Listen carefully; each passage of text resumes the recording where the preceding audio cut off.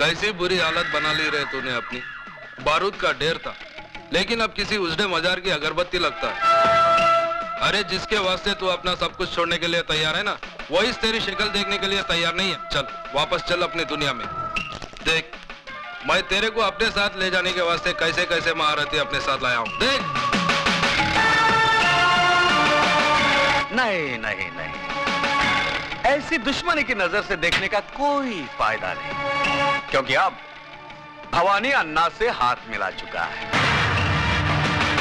और जो अन्ना का दोस्त है वो भवानी का दोस्त है। और इस दोस्ती का सुझाव दिया है हमारे आदरणीय भजन सिंह जी ने। आप है राजनीति के बेताज बादशाह, सियासत की शतरंज कैरम बोर्ड की तरह खेलते हैं। दौलत और ताकत का स्ट्राइकर इनकी उंगलियों में है। जितनी देर में कैरम का एक बोर्ड फिनिश होता है, उससे भी कम वक्त में ये किसी भी पार्टी का तख्ता पलट सकते हैं। वो क्या है कि शक्ल से मैं उतना कमीना नहीं लगता हूँ जितना मैं हूँ। बहुत सोच समझकर राजनीति के इस धंधे में कदम रखा है मैंने। जानते हो क्यों?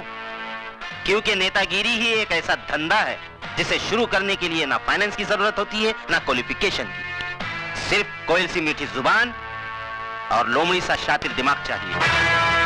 दरअसल मैंने ही अन्ना को सुपारी दी थी उस सीएम को मारने के लिए, और तुमने भी कोई कसर नहीं छोड़ी थी उसे मारने के लिए, मगर साला किस्मत का धनी था। बच गया, और मर गया वो जो तुम्हारी बीवी का पहला पति था। हमारे मुल्क में ऐसे लोगों की कमी नहीं है जो रुपए लेकर खून करते हैं।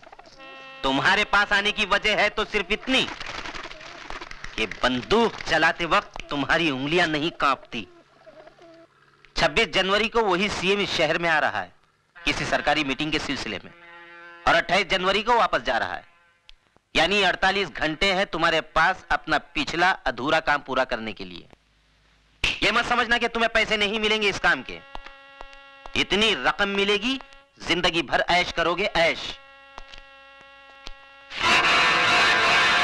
यह मशीन गन दिखने में बहुत छोटी है, लेकिन इसकी गोलियां बहुत दूर तक जाती हैं बिना आवाज किए। उठा लो इसे, इसका गला बारूद उगलने के लिए मचल रहा है। सोच क्या रहा है शिवा? तेरा मनपसंद खिलौना तेरे सामने पड़ा है, उठा ले इसे। उठा ले शिवा, उठा ले।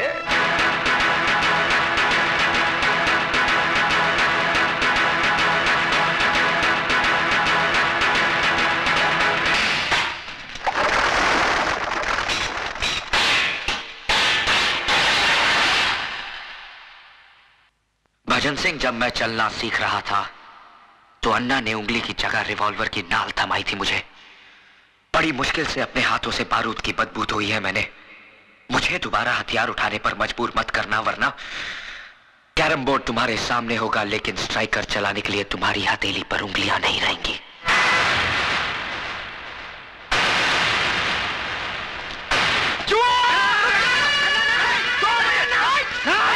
पागल हो गए हो? तुम्हें तो खुश होना चाहिए अन्ना, क्योंकि आज भी वही तेवर, वही जुनून, वही आग है इसमें। अब तुम देखना, मैं इस आग में अपनी राजनीतिक बुद्धि का तेल छिड़क कर इसे कैसे ज्वालामुखी बनाता हूं। उड़ा दे इसे।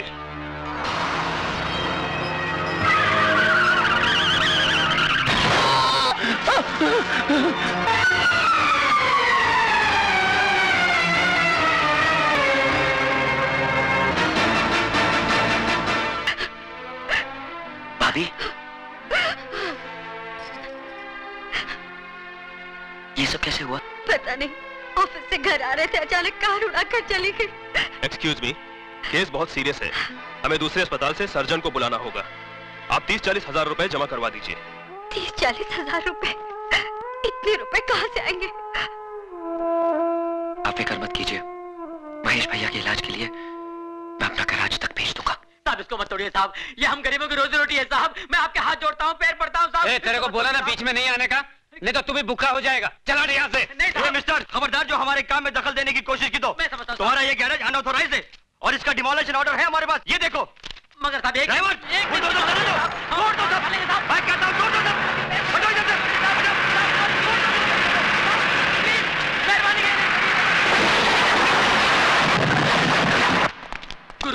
गजब हो गया, बहुत गड़बड़ हो गया। म्युनिसिपालिटी वालों ने अपना गैरेज तोड़ दिया। मैंने उनको बहुत समझाया गिराया कि मत तोड़ो, कहते हैं गैर कानूनी है।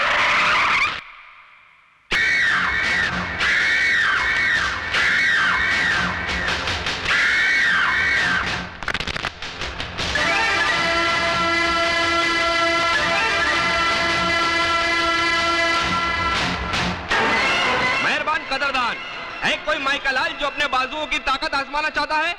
अरे है कोई जवान जो इस फौलाद से टकराने की हिम्मत रखता है? अरे है कोई जवान? मेहरबान कदरदान जो इस पहलवान को हराएगा वो 20,000 रुपया कमाएगा। अरे है कोई मर्द? मैं लड़ूंगा। हाँ मैं लड़ूंगा। तू लड़ेगा? मैं लड़ूंगा इस मिट्टी के लाल से। ठीक है, आ अंदर आजा। हाँ कपड़े बदल के आना।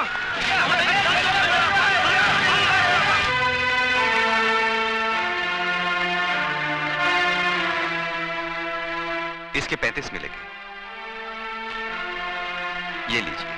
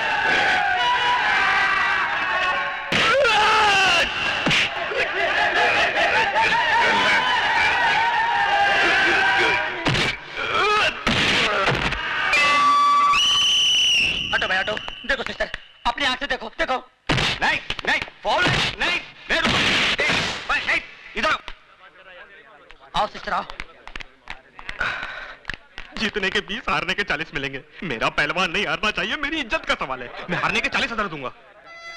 30-40 हजार रुपए, इतने पैसे कहाँ से आएंगे? गुरु क्या? ठीक है, पैसे इसको दे देना। एमेन, तुम कैसा बात करता है?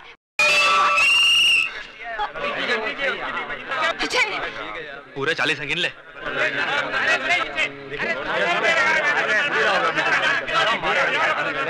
अब अगला राउंड पानी में होगा।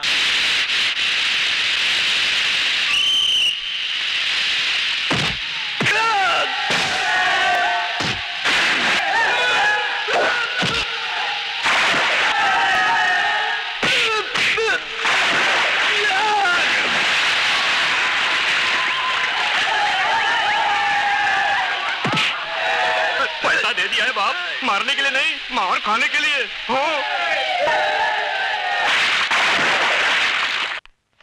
ये डिपॉजिट के पैसे। अब इसकी जरूरत नहीं है मैडम, आपके पति ने तो पैसे भिजवा दिए हैं। क्यों लिया आपने पैसे? जी आपके अस्पताल में मेरा भाई एडमिट है, मेरे पति का। सुधा, ये कैसा बात करता है मैन तुम? पैसा तुमने दिया, अजय ने दिया, एक ही बात है ना? नहीं मिस्टर डेविड, बहुत फर्क है। क्या? इधर आओ मैन, क्या हुआ है? तुम हस्बैंड एंड वाइफ में क्या टेंशन चलता और किस बात का झगड़ा है? हाँ, अरे अजय तो कितना अच्छा छोकरा है, तुमको तो अपना तकदीर पे नाज करना मांगता। लोग अपनों के काम नहीं आता और अजय तो दूसरों का वास्ते अपना जान देता है। मिस्टर डेविड, वो जान देता नहीं, जान लेता है। मेरे भाई के इलाज के लिए उसने जो पैसा डिपॉजिट किया है, न जाने किसका खून बहा के लाया है वो। हाँ, खून तो जरूर बहा है। तुम जानना मांगता है ना कि किसका खून बहा है? हम बताएगा तुमको, बताएगा कि किसका खून बहा है। चलो।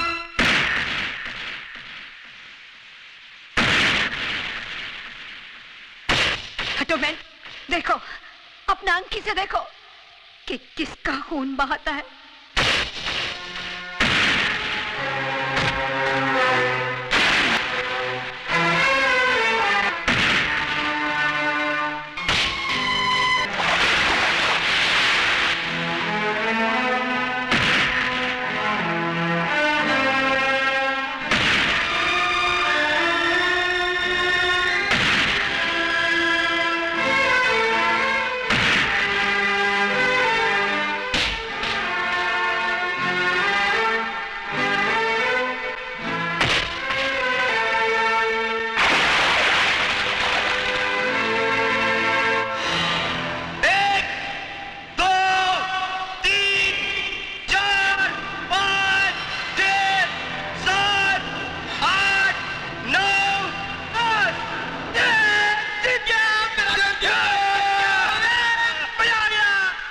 लिया एहसान,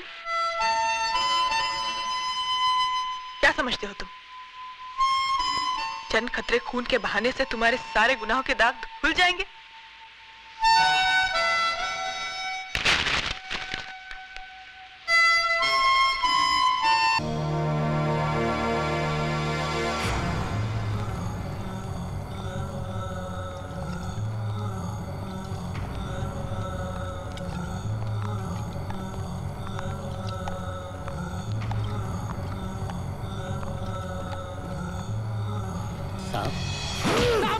मैं टैक्सी। ये क्या कर लिया आपने साहब? क्या चाहते हैं आप? मार देना चाहता हूँ, मार देना चाहता हूँ साले को। साई की तरह मेरा पीछा कर रहा है वो। कौन? अरे साहब, अरे मर दे तो सामने आ। क्या बुज़दिलों की तरह चुप रहा है? साहब, अरे सामने आ मेरे। साहब सुनते जाइए प्लीज। हरामखोर। साहब मेरी बात सुनिए। काम अफरोज़ी हाल के लिए आओ। साहब हाल के लिए आओ, हाल फ्रेश आओ। सामने आ मेरे। प्लीज करण साहब, सबर कीजिए साहब। साहब आप लोग साहब, मैं भी आया।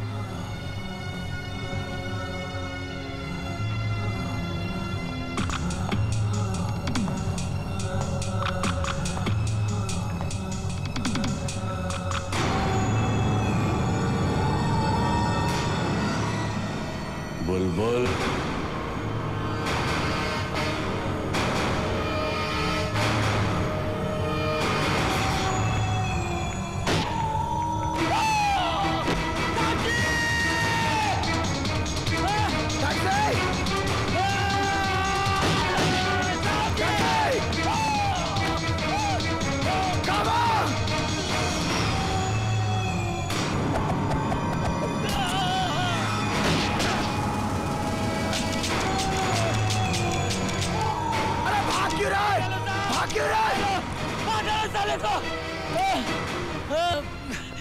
रिवालर आपको देख के साला गेम खेल गया, साला गेम खेल गया साहब। इससे पहले कि मेरा खून का इल्जाम आपके सर पे लगे, चले जाओ साहब, चले जाओ साहब।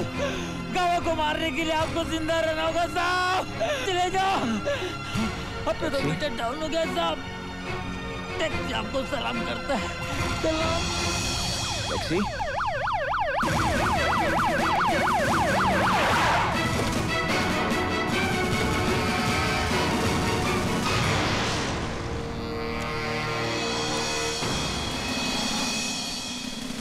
अर्जुन सिंह, तुम्हें अपने रिश्ते की परवाह न करते हुए करण सिंह को किसी भी कीमत पर हाजिर करना है, जिंदा या मुर्दा। सर।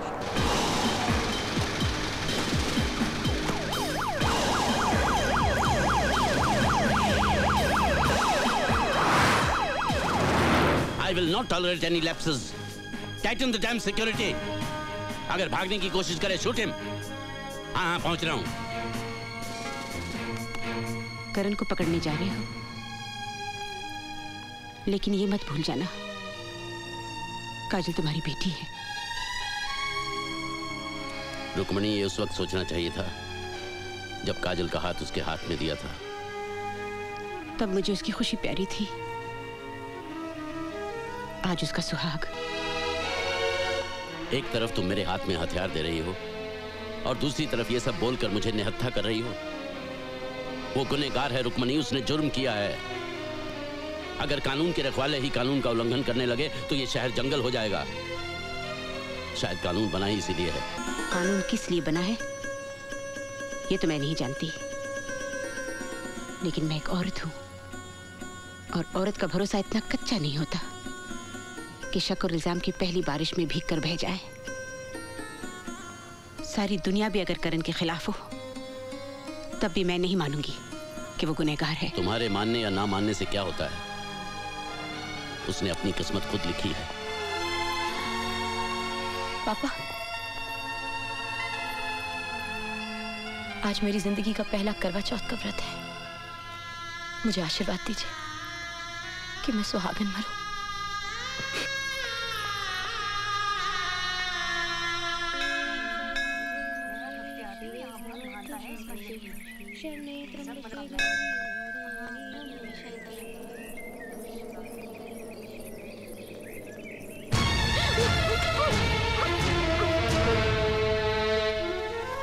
काजल, मुझे तुमसे बात करनी है। अब हमारे बीच में बात करने के लिए कुछ बचा ही क्या है? बचा है काजल, जो मैं तुमसे जानना चाहता हूं। एक ऐसा सवाल जिसे मेरी जिंदगी और मौत का फैसला होना है। काजल, मैं सब कुछ खो चुका हूं, तुम्हें खोना नहीं चाहता। तुम अब भी मुझसे प्यार करती हो ना? तुम अच्छी तरह जानते हो हमारे बीच चाहे कुछ भी हो जाए, प्यार तो मैं तुम्ही से करती रहूंगी ना। तो मुझ पर विश्वास करो। मुझे तुम्हारे विश्वास की शक्ति चाहिए ताकि मैं दुनिया से लड़ सकूं और दुनिया को यह साबित कर दूं कि गावा फिरोजी जिंदा है। मगर तुम ये सब करोगे कैसे? उसको मारकर। मेरे लिए अब ये युद्ध की शुरुआत है।